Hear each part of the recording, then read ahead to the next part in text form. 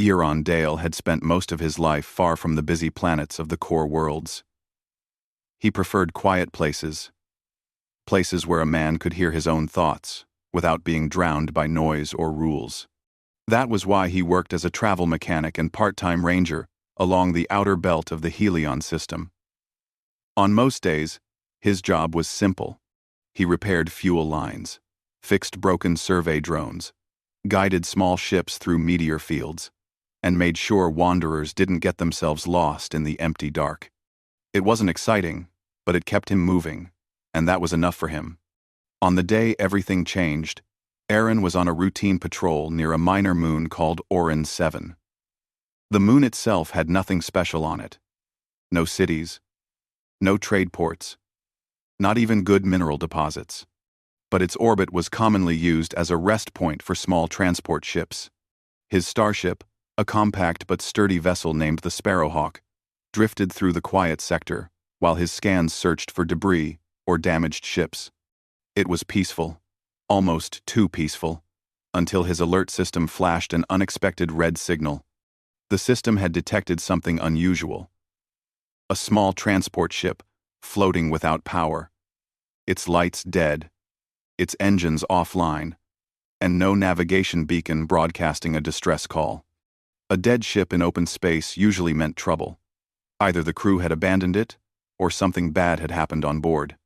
Aaron didn't like leaving mysteries behind him, especially when they involved possible survivors. He guided the Sparrowhawk closer. And the more he saw, the more his instincts sharpened. The transport ship had burn marks along its hull, the kind made by illegal grappler hooks used by smugglers. Sections of the shielding were cracked, and emergency shutters had sealed part of the ship from vacuum exposure. Something violent had happened here. Euron moved quickly. He connected his ship to the dead vessel using a manual docking link, grabbed his light kit along with a portable air canister, and stepped across the bridge tunnel. As he entered the dark interior, his helmet lights illuminated the narrow corridor.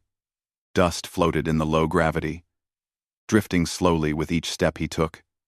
There were no bodies, no signs of a crew. It felt eerie, like a ghost ship. Halfway down the corridor, his boots hit something small.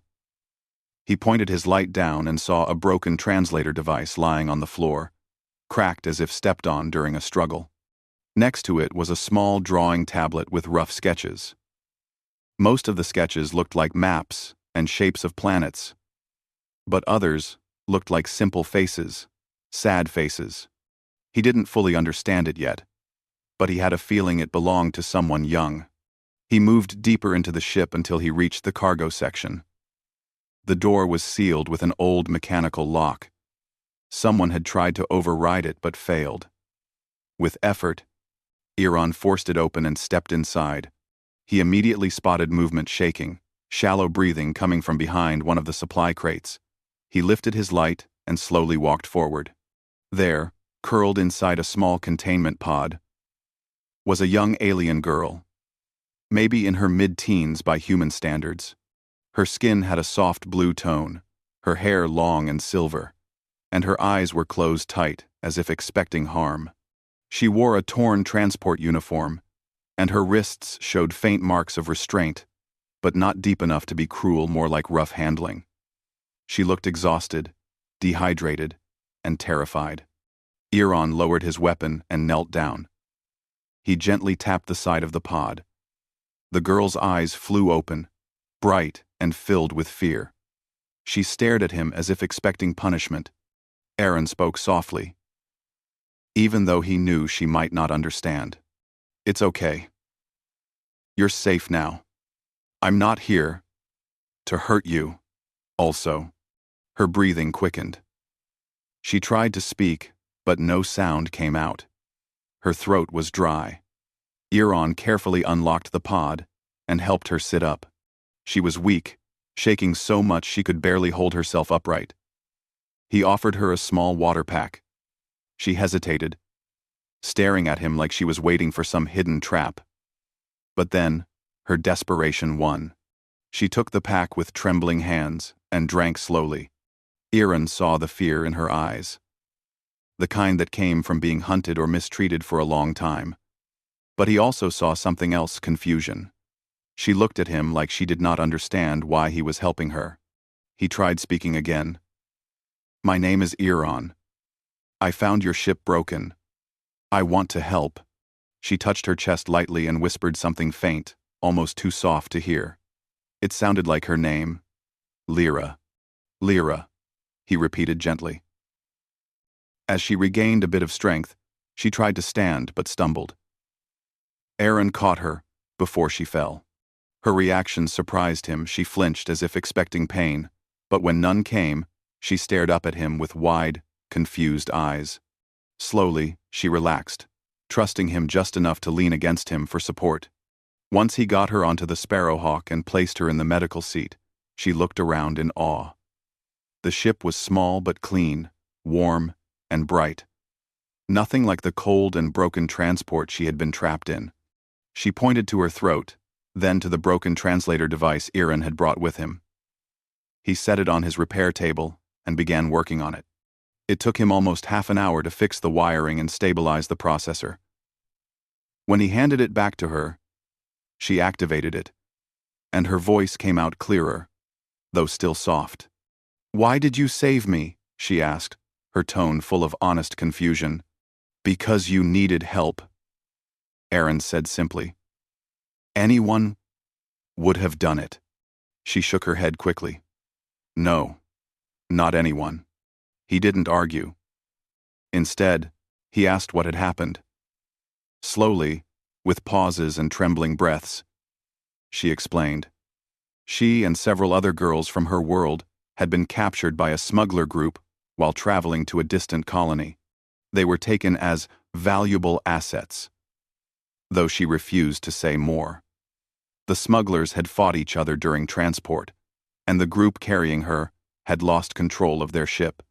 Before it crashed, she managed to hide in the cargo pod while the crew abandoned the vessel. Aaron listened with growing seriousness. There were more girls, not just one. She wasn't the only victim. "Do you know where the others were taken?" Aaron asked. Lyra nodded weakly and rummaged through her small bag. She pulled out a folded piece of paper covered in rough drawings and symbols. It was a hand-drawn map with marked locations, asteroid stations, hidden docks, abandoned outposts, different places across the outer systems. "These are the places," she said. "I heard their voices before they took us away. These marks, these are where different groups stopped." Aaron studied the map carefully. It was crude, but it was something, enough to begin tracking the trail. "So the others are alive," he said. "I think so." "Yes," she swallowed. "But they are scared, very scared, and alone." Aaron folded the map and tucked it into his pocket. Lyra stared at him, waiting for his reaction. Maybe she expected him to turn away, to say it wasn't his problem. Instead, he said, "Then we're going to find them." Her eyes widened. "Why? You already rescued me. You don't have to do more." "Maybe not," Aaron replied, "but leaving them behind isn't something I can do." Lyra stared at him in silence, and something changed in her expression. A light entered her eyes, a light of hope, something she probably thought she would never feel again. She touched her fingers to her forehead, a gesture from her culture showing deep respect. "You are different from what I was told," she whispered. "Humans were described as dangerous, cold, and selfish. But you saved me without wanting anything." Aaron didn't know what to say to that. He simply nodded and returned to the controls. Lyra watched him with growing trust, her shoulders relaxing bit by bit. As the Sparrowhawk pulled away from the wrecked ship, Lyra stayed quietly beside him, wrapped in a blanket. Every light on the control board reflected in her silver eyes, and for the first time, she didn't look afraid. Hours later, when she finally gathered the courage to speak again, her voice carried a gentle tremble. "If you find the others," she said softly, "they will follow you. They will trust you. They will stay with you, because you are the first person who saved us. Aaron stared at the star-filled window, thinking about what she meant. He wasn't sure what the future held, but he knew one thing. He wasn't going to walk away. Not now. Not after seeing the fear in Lyra's eyes, and knowing dozens more were still trapped somewhere out there. The part ends with the Sparrowhawk changing course, leaving behind the dark debris field and heading toward the first marked location on Lyra's map. Lyra watched the stars passing by and whispered a quiet promise in her own language, one that Aaron didn't understand yet. But he would. Their journey had just begun.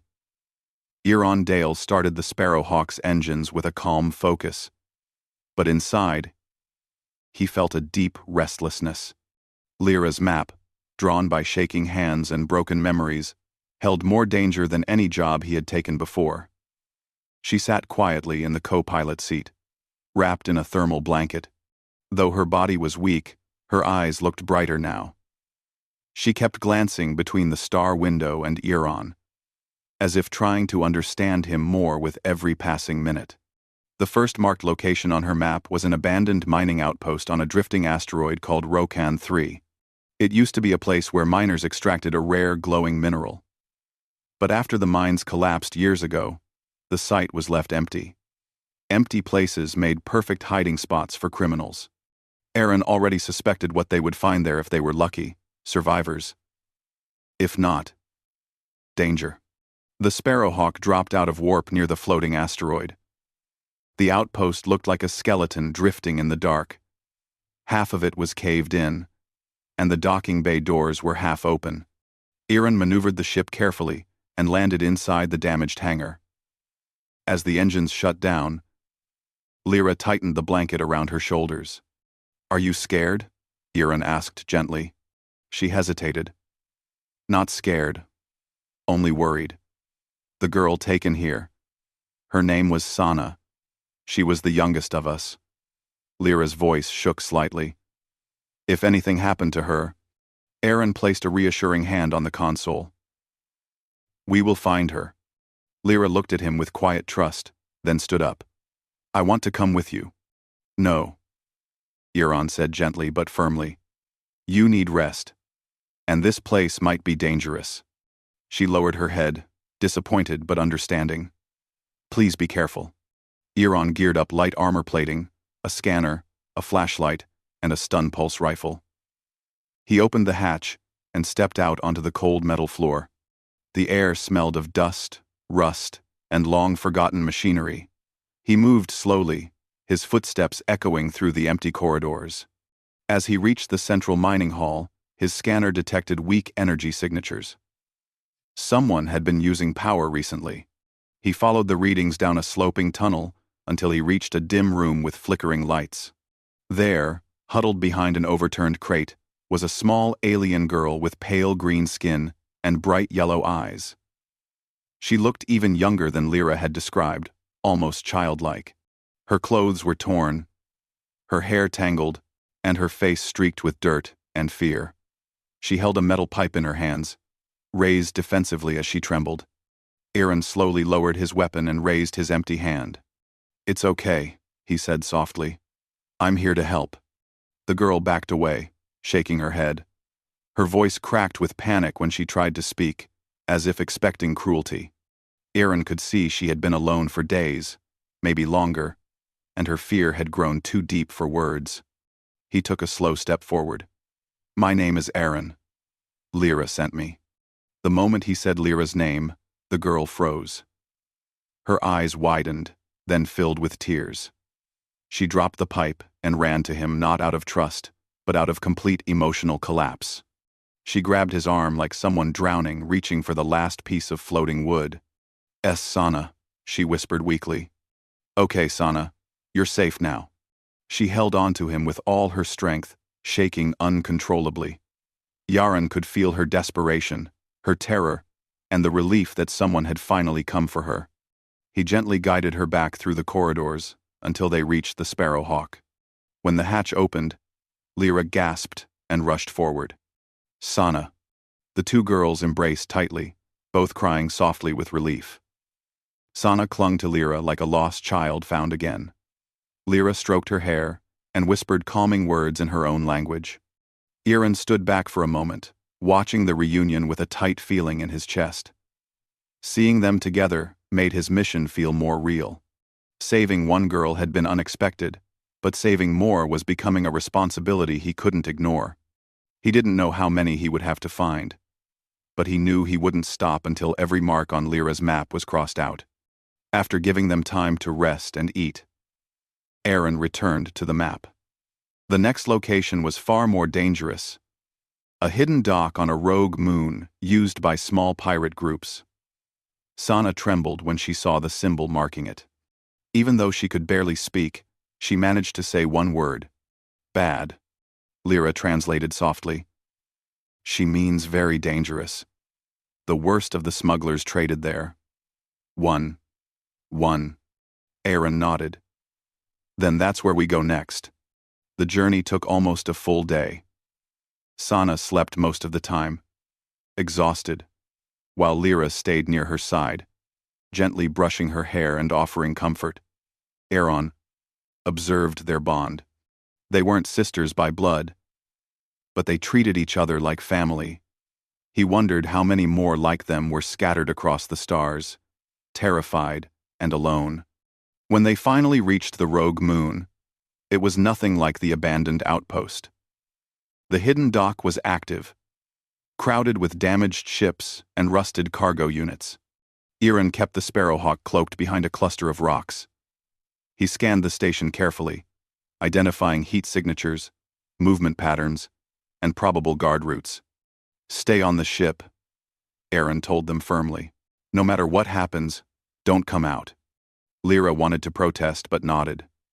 Sana crawled into her lap, holding on tightly. Aaron moved silently across the rough terrain. He used shadows and debris to hide his approach until he reached the dock entrance. 2 guards stood there, tired, careless, and chatting loudly.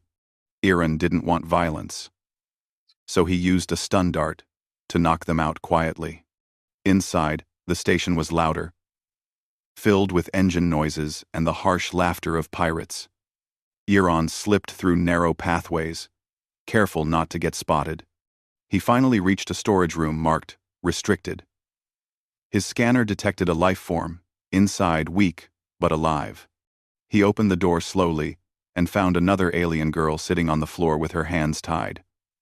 She was older than Lyra, maybe closer to Aaron's age, with gold-tinted skin and short blue hair. Her eyes were calm despite her situation, as if she had already accepted whatever fate awaited her. When she saw Aaron, her eyebrows lifted slightly. "You are not a pirate," she said, through a cracked translator patch on her neck. "No, I'm here to get you out," Aaron replied. She tilted her head, studying him carefully.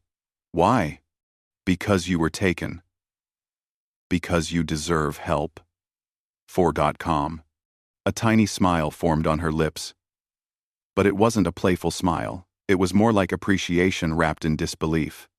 She let Aaron cut her restraints and stood up slowly. "My name is Asha," she said. "Let's get out of here, Asha." Before they could leave, the sound of heavy footsteps echoed down the hall. Aaron grabbed Asha's hand and pulled her into cover behind a crate. 2 pirates entered the room to check supplies. Asha held her breath, gripping Aaron's arm. Her touch was light but tense, filled with fear. When the pirates left, Aaron nodded, and they moved quickly toward the exit. But halfway through the corridor, an alarm suddenly blared. They had been detected. Aaron cursed under his breath and pulled Asha behind him as armed pirates filled the hallway. He fired stun shots with precision, hitting targets one by one, while Asha ducked behind protective crates. She watched him in awe. Humans were known for strength, but this human fought with a calm focus she had never seen. When the last pirate fell unconscious, Aaron grabbed her hand again. "Move!" They ran out of the station, across the rocky terrain, and reached the Sparrowhawk. Lyra opened the hatch the moment she saw them. Sana hid behind her, wide-eyed with fear, while Lyra motioned them inside quickly. Asha stepped into the ship and froze. She looked at Lyra and Sana. Slowly, she touched her chest with both hands, a respectful greeting from her culture. "You are safe now," Lyra said softly. Asha turned to Aaron. "You saved them too?" Aaron shook his head. "They saved themselves. I only helped." But Asha didn't agree. Her expression softened, almost reverent. She walked closer and bowed her head slightly. "From this moment, I owe you my life," she said quietly. Lyra and Sana nodded, understanding the weight of her words. Aaron didn't know what to say. He wasn't used to devotion or gratitude this deep. He had always lived alone, drifting from place to place, without attachments. But now 3 lives looked at him with trust so strong it made him feel something new: responsibility. As the Sparrowhawk lifted off and escaped into open space, Aisha sat beside Lyra and Sana. The 3 girls formed a small circle on the floor, holding each other's hands. They whispered soft words in their shared language, promising they would never be separated again. Aaron watched them from the pilot seat. He felt something shift inside him. He had saved 3 girls so far. There were more to find. The road ahead would be dangerous, but he was no longer just a mechanic or a ranger. He had become something else in their eyes, a protector. Lyra walked up to him and placed a gentle hand on his arm. "Aaron, the others will follow you too," she said softly. "They will trust you the same way we do." He looked at her, then at the stars, stretching out in front of them, endless and full of danger. "We'll find every last one," he promised. And for the first time since starting his quiet life in the outer belt, he felt certain of his purpose. Their journey was far from over. In fact, it had only just begun. Aaron Dale had been many things in his life: wanderer, mechanic, ranger, trouble fixer, but he had never imagined he would become the center of so many lives. Now 3 rescued girls stayed close to him, trusting him without fear. Lyra, Sana, and Asha had formed a quiet family inside the Sparrowhawk, and Aaron felt that he had been pulled into it, without even knowing how. With every new sunrise across the glass window, he felt their bond growing stronger. But the journey wasn't finished. Lyra's map still had several marked locations. Some marks were clear. Others were smudged or half erased. They didn't know how many girls were taken. But the map suggested at least a dozen. Maybe more. The next mark was the most dangerous one, yet a floating fortress called the Crimson Vault. A station used by the largest slave trading group in that region. If any girls were held there, they would be heavily guarded. The Sparrowhawk moved into deep space, far from patrol routes. Inside the ship, Lyra and Asha studied the map again, while Sana slept with her head on Lyra's lap.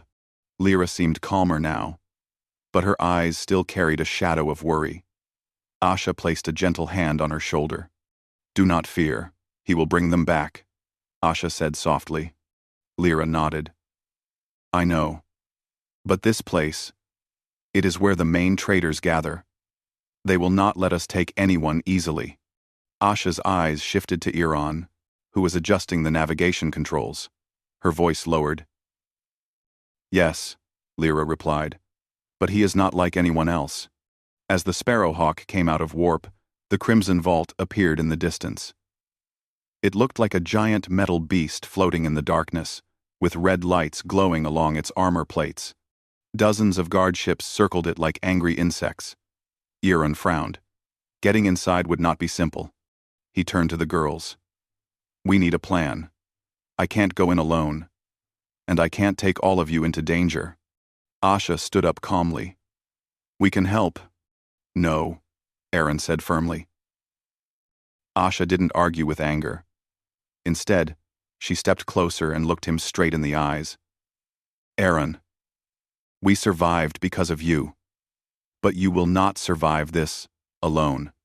We want to stand with you, not because we are strong, but because we know how the traders think. We know their voices, their patterns, their panic. She placed her hand on her chest. Let us help you find our sisters. Lyra joined her. We can guide you. We know their hiding places, their habits. And Sana.